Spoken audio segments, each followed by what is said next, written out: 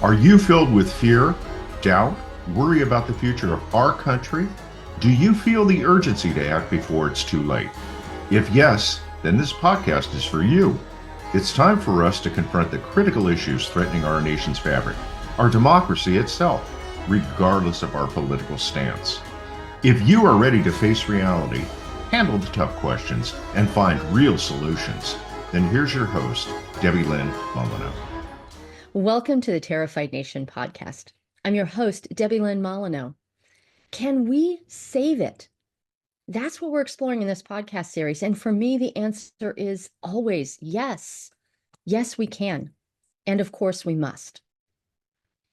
This show is where we explore alternatives to being afraid. And we ask ourselves the questions, now what?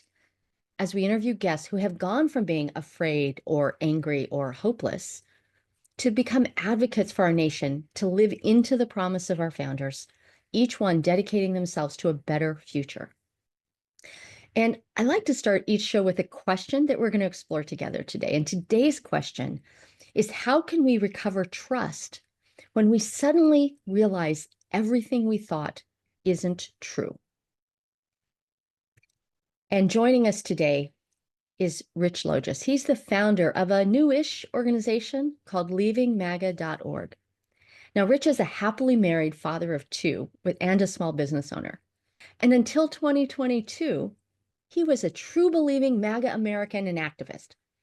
And so while I'm eager to hear about Rich's preferred future, we're also going to weave in his story about how he started questioning the MAGA beliefs and creating a path out for himself and others. So, Rich, this is why I really wanted to talk with you today, because you used to be one of the folks that I would call a conflict profiteer, even though you didn't know it at the time. And everyone that I know has a family member or a former friend with whom they are no longer connected due to political conflicts. And we, the citizens, need to find our way back to both truth and a shared future for our nation if we're going to make a positive difference. So, Rich, welcome to the Terrified Nation podcast. Thank you, Deb. Appreciate being here. I'm so glad. It's been a while in the making. I'm so happy that we're finally able to connect here. So thanks for the invitation. You're welcome. And did I miss anything that you would like folks to know before we actually start the formal part of the interview?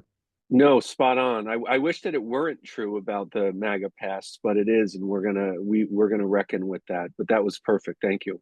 You're welcome. Well, now, as I kind of alluded to, our interviews are normally just to imagine the future that we want for ourselves. But today, Terrified Nation listeners, we're going to weave in a dual screen, and Rich has graciously offered to play along, because we're going to talk with Rich about both his preferred future that he has now, the one he shares, and what his potential MAGA future could have been. And through that, we'll weave in stories about like what was happening that caused him to leave MAGA. And I'm hopeful that this will help those in the Terrified Nation listening audience to restore their sense of community and how they might outreach to their friends and colleagues that they've lost touch with. So we're going to do some time travel today, Rich, within your current life. And we're going to go somewhere into these two different timelines, somewhere between 2 and 20 years is what we recommend. How far do you want to go? You know, today is actually my 48th birthday. Ooh. And when you suggested a time frame 2 to 20, I thought, you know what? Let's go with the 2 to see where I'll be at my half century mark. My grandfather was 39. The man, rest in peace, he was 39 years old for 30 years. It was remarkable. So this is I do look forward to birthdays. It's one more life, or excuse me, it's one more year of life experience. So thanks for having me on my birthday today. And you know, I was actually thinking about, if I may, to start in the present, because in the last 10 days, as we have seen this blizzard of what might be, and I'm going to say might be, because I won't make a legal determination, what might be unconstitutional, illegal executive orders, all of it's intentional. And what I mean by that is, when I was in the MAGA community, I enjoyed sowing chaos and wreaking havoc. And the reason that I did that is because I knew that it benefited the MAGA movement. In the movement, Deb, anybody not with us was against us. And that was not applicable to just Democrats or liberals or progressives. Someone like a Liz Cheney is as loathed in the MAGA community as probably almost any Democrat, save for a few of them, maybe former President Obama, Speaker Emerita Pelosi, maybe Hillary. That's a very traumatic way of living when we think on one hand we do have this close-knit community, and the pressures that exist are real in a community of wanting to be vindicated and validated and appreciated and respected. And so as I look at what's happening right now, everything is deliberate. Governing by this kind of disruption is intentional. And yes, it's true that when candidate Trump came on the scene in 15 and 16, because he portrayed himself as a disruptor, as an outsider with no political experience or government or military, I was political, but I was very cynical and I was very ignorant. And I saw him as the right person because I thought that the established political order needed to be obliterated. And I saw both parties as the same. So we got a disruptor, and now we have him again. But I came to understand that what it is that disruption that he's brought is antithetical and anathema to democracy, and it has created a terrified nation. And I would argue that many in the MAGA community remain there because they are terrified about what they see as these existential threats, which I came to realize are not actual enemies to us and are not threats to us. Well, thank you, Rich. So let's get started though in the time machine, Rich, if you're okay with that. I want to Sure. take us to your 50th birthday 2 years from today in early 2027. And so we're going to step into the Zoom time machine and take a few deep breaths as we go to your two imagined futures. And when we get there, we're going to observe your future selves, plural this time, and just respond to those questions from your current 48-year-old self as you're observing your two possible 50-year-old selves. Got it? Sure.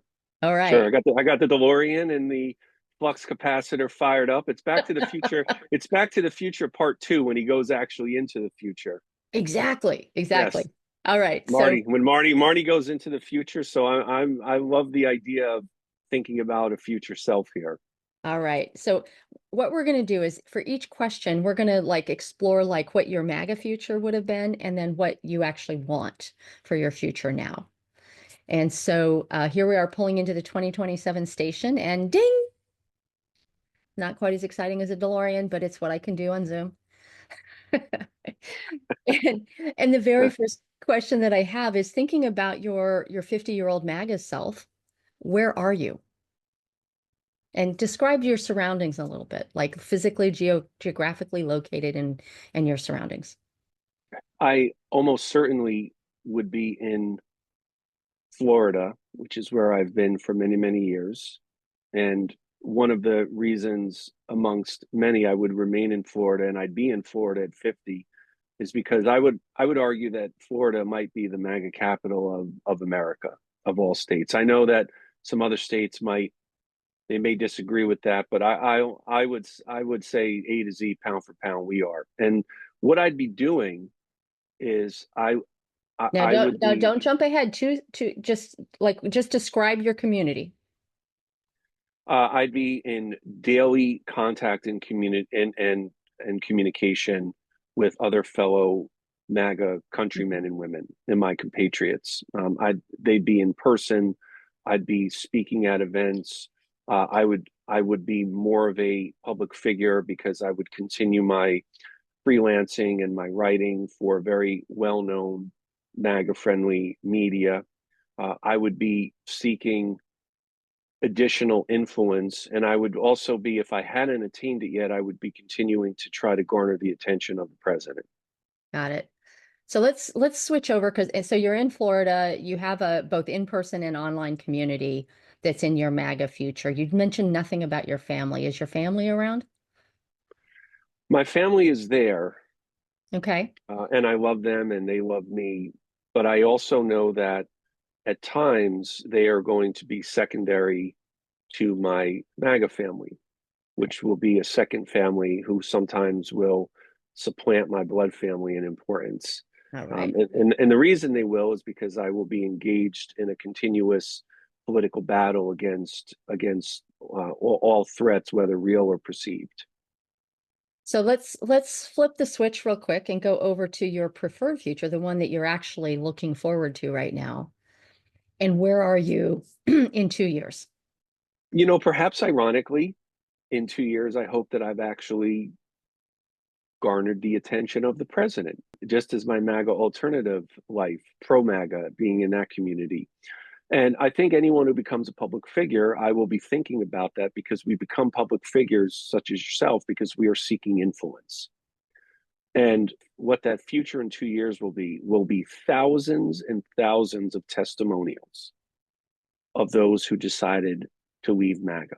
So you're Of kind of those, skipping ahead to our next question, and I want to just redirect you back to, like, are you still in Florida in 2 years in your preferred future? Or I you probably I probably am, okay. but I also know that I can get restless over time.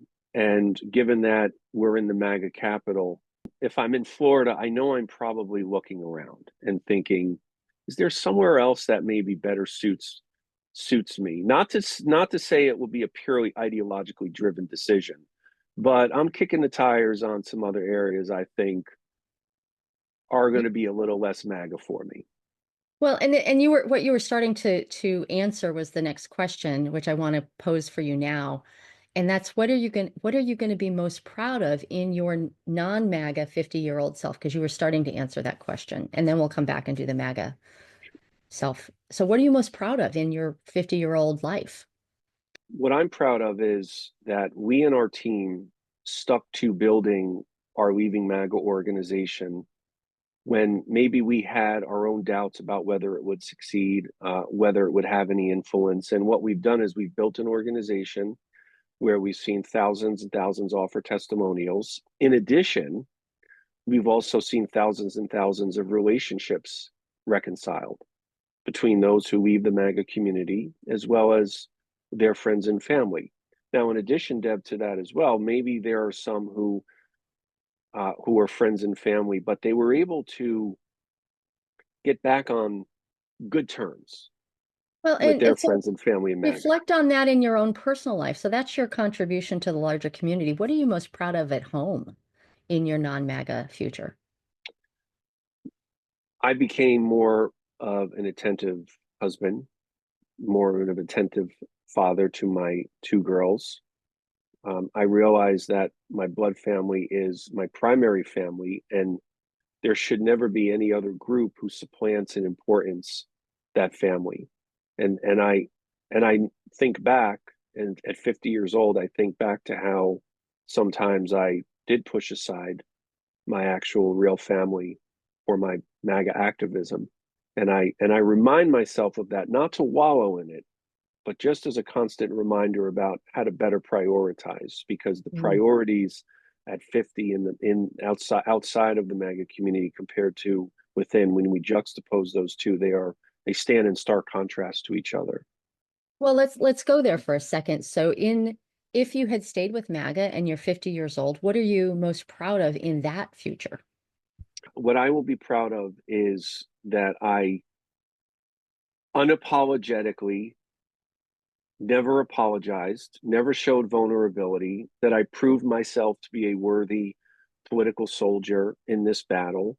Um, I will be proud of the fact that I almost certainly would have received attention from those who are in the political and media world, who are very, very within that MAGA community as well. I will have probably collaborated with some big names. And what I would be proud of in very simple terms is that I stuck with it.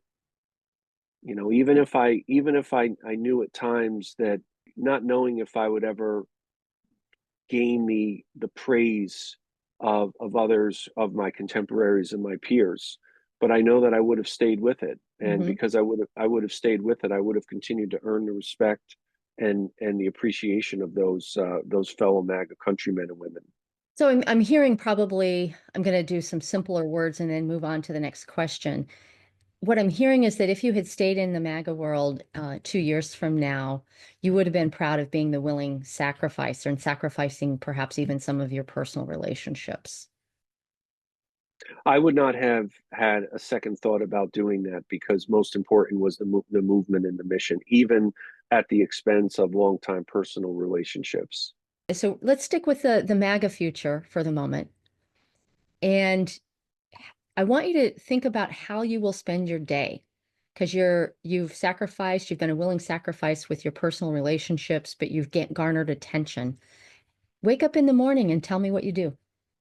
What I am virtually certain of about what I do is I get in touch with a few of my a few of those with whom I'm closest in the MAGA community.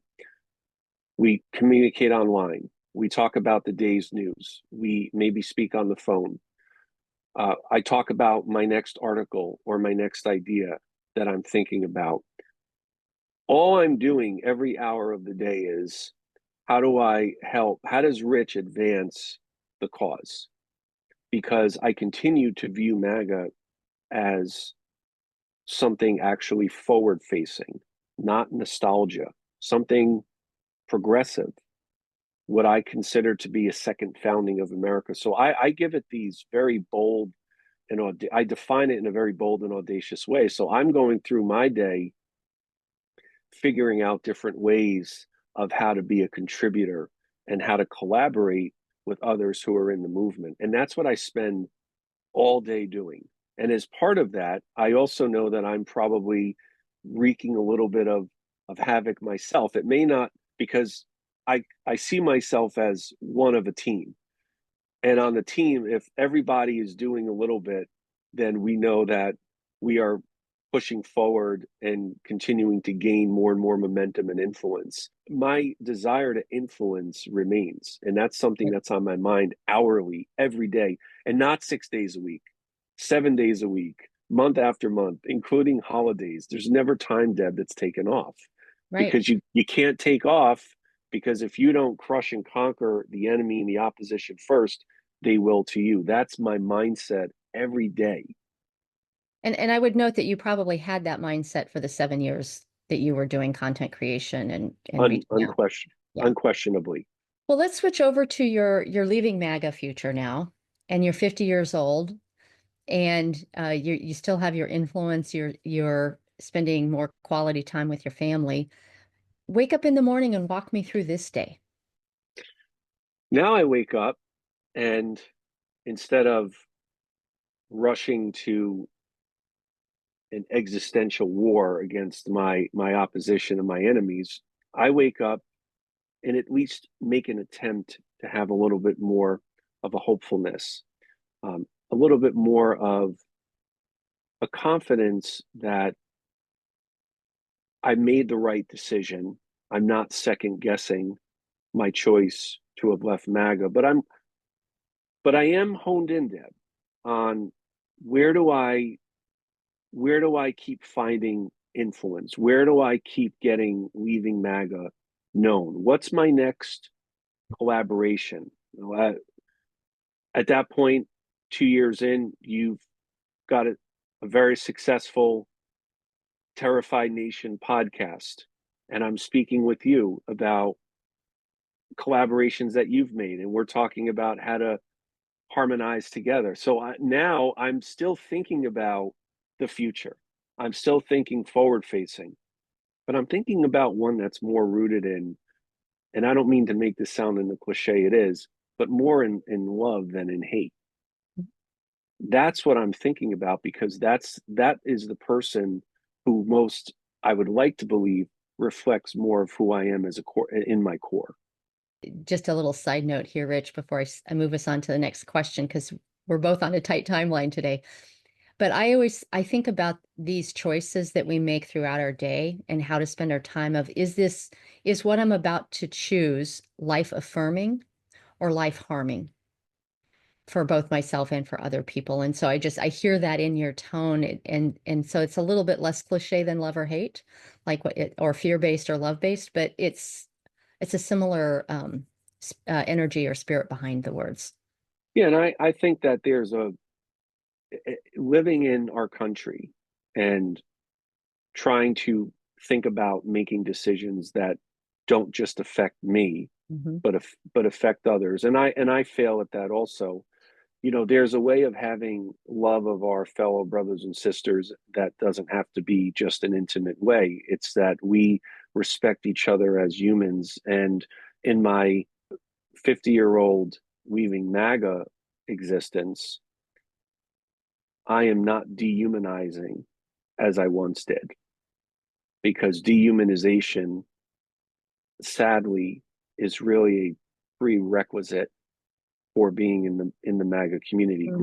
Granted, I did it in a way where I made it very, very public. It wasn't just private conversations. If anyone were to go and read my at 50 years old, I'm still showing people my works that are in the public realm of my time in MAGA, and some of the language that I used in the rhetoric was just abhorrent and reprehensible when I look back on it now. But it's what I believed, and at 50 years old, I remind myself, not in a self-aggrandizing way, but I want to, I guess, acknowledge that I made what I believe was the correct decision, and I was able to change my mind and also change my approach and realize, no, I was wrong at the time. Now I believe I'm on the correct side, and I'm going to look to live my life in such a way without just impugning others and disparaging them as human beings, whether they were Democrats or anti-Trump Republicans. It's not a moment in my life that I'm proud of, but at 50, outside of MAGA, I'm more proud of the life that I built for myself. Well, and again, you're kind of leading into the next question. And so let's stay with your leaving MAGA 50-year-old self. 2 years from now, how do you feel most of the time? I vacillate between hopefulness and weariness. And and part of that reason, Deb, is because I want everyone to know that I am as transparent and candid, because people are owed that. I believe, especially from a public figure. I fight my own cynicism. That the cynicism was one of the reasons I gravitated to Mhm. Trump's campaign and the MAGA movement. That didn't go away. Right. So I'm wrestling with, man, what happened today? Or what did someone say? Or, man, so many are believing what I know to be false. I'm struggling with that. Yeah. So I am struggling with it, but I have to remind myself that it doesn't, what I'm hearing and I'm raising my eyebrows at, it doesn't have to be permanent.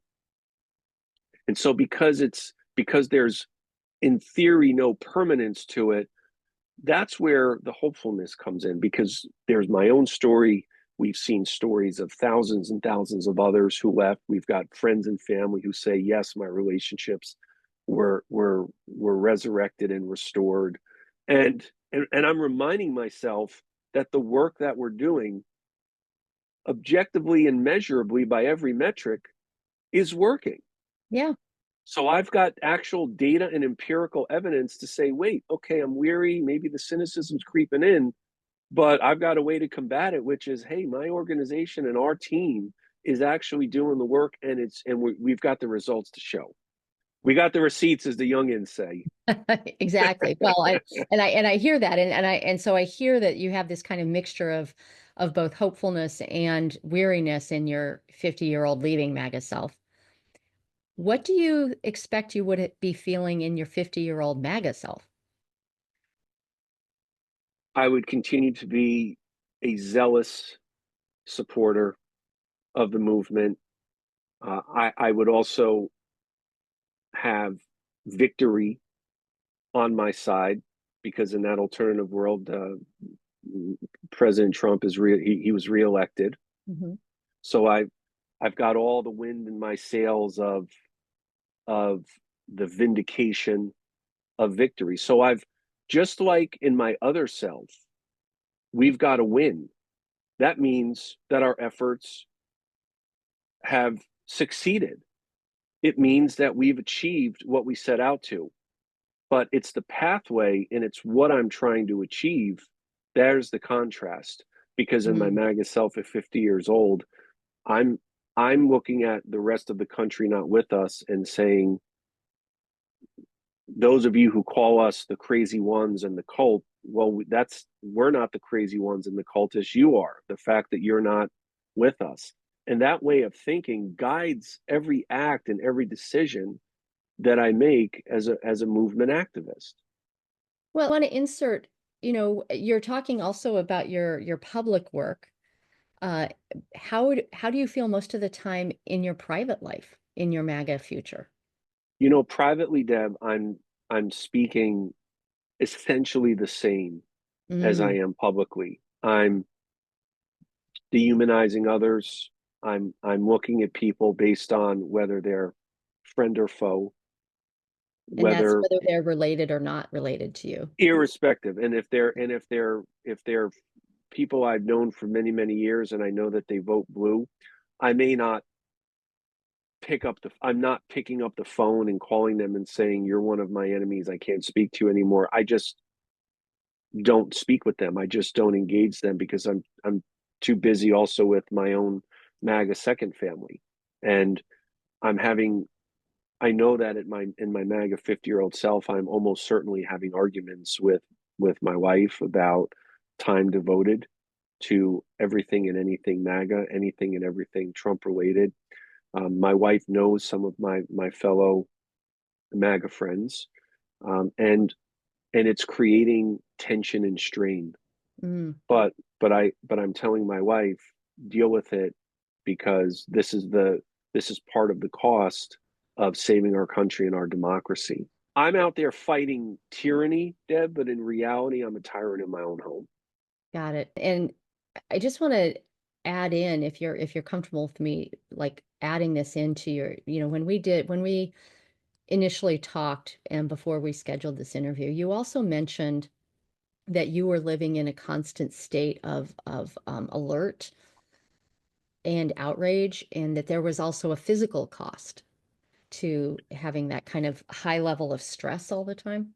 Yes, it was just constant. It was a constant adrenaline rush Mm. because and keep in mind, this is as being on the winning side feeling this, right? Not the losing side, but on the side of the victor, is that there were these perpetual states of feeling very desperate and panicked and despaired. And to use a fancy philosophical term, these feelings of nihilism, these feelings of all or none, that we either save our country or we don't, that we either defeat our enemies or they defeat us first. So having this constant uh, feeling of having to preempt the enemy physically, what it does is it does exhaust you, and I'm exerting myself to a point that I know that I am not just I'm stressing my physical, Mm-hmm. my physical well-being. I'm stressing my mental health because I'm looking at it in a way that is selfless, which is that I don't have I don't have the time to rest. I can't rest because if I rest, it means that the enemy can encroach Mm-hmm. on what it is that we're doing. So it does take a significant physical and mental toll being in those those states in perpetuity of being outraged and just always panicked and fearful. Yeah. I'm going to skip ahead to the last question here, Rich, and that is it, you've outlined this, like these two futures, one that you're pursuing it because you have left MAGA and you have a preferred future life that is a kind of a combination of redemption and also making redemption, but also providing health and in the relationships you currently have and for the nation as a whole, and providing a community for others who want to take this journey to leave MAGA as you have. And the other future that you created for yourself here was like doubling, tripling, quadrupling down and living at a high state of stress, high levels of adrenaline and I would say cortisol too, that actually might kill you while you're dealing with this perceived existential threat, and being part of that army of MAGA. So my question, this last question is there anything that you are doing now to co-create the community that's going to support you in your preferred future? Let's leave MAGA aside for a moment. And this is, we might touch on the podcast that you do, highlight like how you want people also to connect with you. Sure. And, if we were to ask 100 different people, what's the most important trait of an effective leader, we'll probably get 100 answers. But I believe that the one that I always look for is, does the leader care about other people? And I don't see myself as a leader, but I am someone who is trying to strive to be one. And what I want for it to be abundantly clear, not in a forced way, but in a natural, organic way, is okay. I see what Rich is doing. I see the work of Leaving MAGA. This is an organization and a team who cares about people and cares about people who are complete strangers before we get to know them. And I want our community to be omnipresent, as ubiquitous as we can be, whether it's online. We've got a plan to be in every single state with leaders. We're right now in nearly 10 states where those who have offered testimonials, we're talking to them about taking a larger leadership role themselves. Right. So our goal is for more and more Americans to learn about what we are doing, because I believe that we're on the correct side in the sense that there are people who I'm wagering are going to start to become disillusioned with their support in MAGA. We need to give them an exit ramp. We want to show them that they've got a new community with us, and that it's okay to change minds, and that we don't judge, we don't ostracize, we celebrate acknowledging error. And I can't imagine a better way of showing that we care than by saying, hey, you've got a new community with us, and you are welcome in whatever capacity, whether it's testimonial or it's something that we want to take a larger leadership role in. So our invitations are open, Deb, to the entire country. There's only one non-negotiable mandate that we have, which is that when you leave, you have to take responsibility for any past actions or rhetoric that may have harmed others, whether they were people you knew or a complete stranger. No ideological purity test, but there must be self-accountability in order to fully lead. And I love that, and thank you for that. And here in our closing 2 minutes, I want to end our interview with an invitation.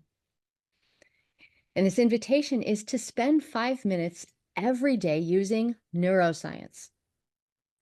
Because research is showing that we will subconsciously create what we focus on. You've been doing this, I think, without even knowing it was neuroscience. Let's focus on what we want. So here's the exercise. For 5 minutes every day, imagine your preferred future, from your daily activities to your normal feelings or what thoughts you might have. And drop in just a little bit of wonder and gratitude that this is your life. Because what we're doing is priming our attention system to look for what we want and how it's either already here or it's available to us in our choices. We have a brighter future ahead of us if we choose it. And for listeners of Terrified Nation, you can use this personal visioning tool yourself and also participate in a national research project to explore our shared future. Go to americanfuture.us and click on the Share Your Future Story link. Thank you, Rich, for sharing your story with Terrified Nation and also providing leavingmaga.org as your contribution to help us co-create the future we want. I really appreciate it, Devin. For those of you who visit our site, you'll see our media, our testimonials. We've got a contact. Make sure you get on to receive our updates and our media.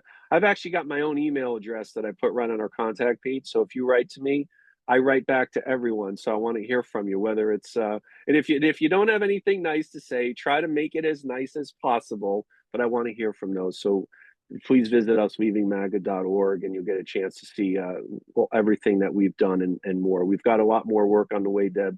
We've actually never been busier, and I take no credit for that. That's really a testament to our team. And to where the nation is as we get tired of all these perceived existential threats and divisions. Like we're exhausted and we need a path. And I just so am grateful to you for providing that. No, it was my pleasure to be on today. I really appreciate the opportunity to speak with those who I believe want to know how do we move forward from this, and I hope that it will provide a learning experience for those who are going to see it. It will. And in closing today's show, I really want to thank you, the listeners of the Terrified Nation podcast, for giving a damn about our country. We may be a terrified nation today, but we can do better. We can save the USA. Join me next time. So that's it for today's episode of Terrified Nation. Head on over to iTunes or wherever you listen to subscribe to the show. You can get advance notice on new episodes and bonus content by signing up. Head over to terrifiednation.com and join us on the next episode.